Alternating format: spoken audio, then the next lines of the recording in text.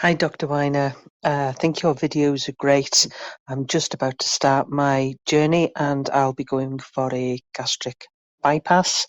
I've been doing a lot of research and watching a lot of surgeons.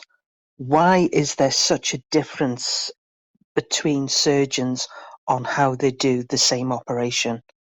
So there certainly are differences in the way we perform both the two main surgeries, the gastric bypass and the sleeve gastrectomy. With the sleeve gastrectomy, there's different bougie sizes. People use different types of staplers, and they sometimes will buttress, sometimes will suture.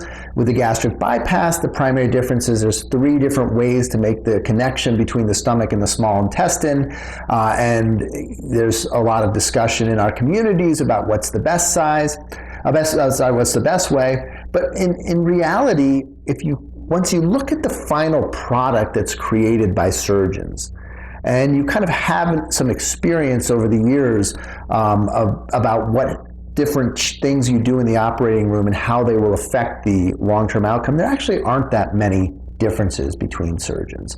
It comes down to kind of what equipment's available in your hospital, what your training has been, what's your experience been, and we tend to, as surgeons, be reactive, where if we have a complication, we're like, oh, I'm changing it, I'm never going to do it that way again, I'm going to do it this way.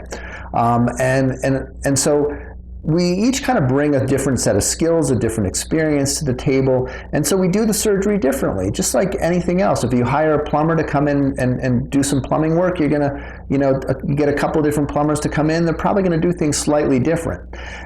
When we look, though, at the outcomes of surgeons, what we find is there's a small group of surgeons who are really exceptional, and there's a small group of surgeons who are really dangerous. But the overwhelming majority, 90% or so, are very solid, very competent, and there's really not a lot of difference in the outcomes, weight loss results, or really anything from surgeon to surgeon. So we want to kind of find the best surgeon who's, oh, this person is, absolutely skilled and is better than all the rest, and so I'm going to pick that surgeon because it provides a lot of emotional comfort to feel trust in the person who's going to, while you're asleep, rearrange your insides to change your life for the better.